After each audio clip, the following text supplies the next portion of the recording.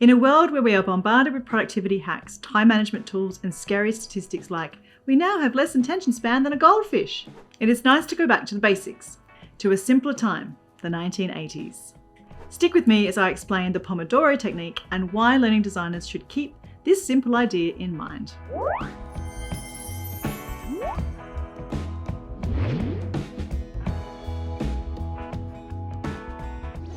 Hi, Bianca Raby here. Excited to dive into this topic, but first I have to ask you to do myself and my team a favour. We just made it past the 2,000 subscriber mark, but we know there's more of you watching this channel. So if you enjoy this video, please drop us a like, and even better, if this isn't the first video you've watched, please click that subscribe button. That would be amazing. So what is the Pomodoro Technique? Well, it's a time management method developed by Francesco Cirillo in the late 1980s. It's designed to improve productivity by breaking work into intervals, traditionally 25 minutes in length, separated by short breaks. Simple, right? Yes, and now I hear you ask, why is it called the Pomodoro Technique? Well, it's named after the Italian word for tomato, Pomodoro. Francesco named it this way because he used a tomato-shaped kitchen timer to track his work intervals when he was a university student. The tomato timer became the symbol of the technique, and the name Pomodoro Technique has stuck ever since. Now, even though it was designed for time management, by default it also supports procrastination and concentration, which we know our students have a lot of problems with.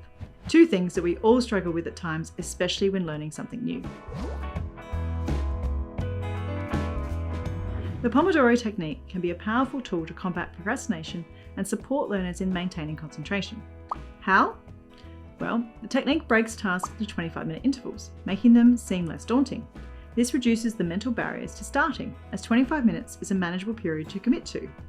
The ticking timer creates a sense of urgency and encourages you to start working immediately, knowing that the work period is short and followed by a break. Large tasks are broken down into smaller, more achievable steps, which helps in reducing feelings of overwhelm and temptation to procrastinate. The regular breaks help refresh the mind and prevent burnout, and maintain high levels of concentration throughout the day. These breaks can also be used for stretching, walking, or other activities to help maintain your mental state. By tracking how many Pomodoros are needed for each task, you become more aware of how you can use your time.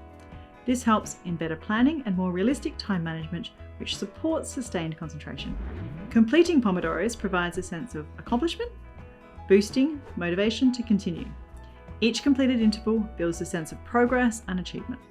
Oh, and it's important to note, 25 minutes is just a guide.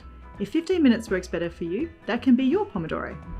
So why should you understand this technique as a learning designer? Well, it supports the chunking design strategy for one thing. Why not aim for 25-minute modules or topics? It also supports the gamification element of progress bars and the upfront commitment statements for a chunk of learning. For example, we will often introduce a module and state how long we think it will take the learner. This allows for them to plan a Pomodoro. And finally, it reminds us that we need breaks too. As learning designers, we spend a lot of time in documents. I tend to naturally jump up from my chair at about 20 to 30 minutes intervals as my body tells me I need to move. But if you are more used to sitting down all day, maybe try Pomodoros to help you remember to get up, stretch, get some fresh air, and maybe make yourself a cup of tea. So what do you think? Do you like the simplicity of it? Do you design content in about 20 to 25-minute intervals already? I know I do. So drop me a comment below and tell me all about it. And check out this video on mitigating cognitive overload, another way to help your learners to stay focused and learning. And don't forget to click the like and subscribe button if you enjoyed this video. And until next time, stay awesome.